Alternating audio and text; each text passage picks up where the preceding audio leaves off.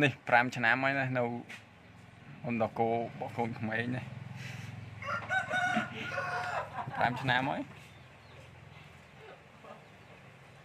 ហោះមើល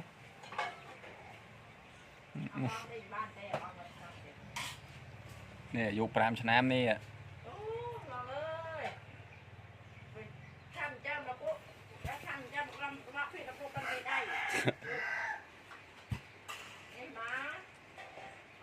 ហែកបងប្អូនហែកបងប្អូន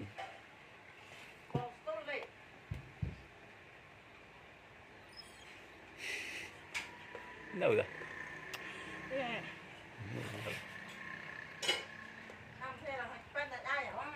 ដាក់អស់លឿនអស់យុ5ឆ្នាំហើយមកកូនក្មេងឆ្ងាញ់អត់ឆ្ងាញ់អត់ហ៎ឆ្ងាញ់អត់អីអត់ឆ្ងាញ់លួចមុំ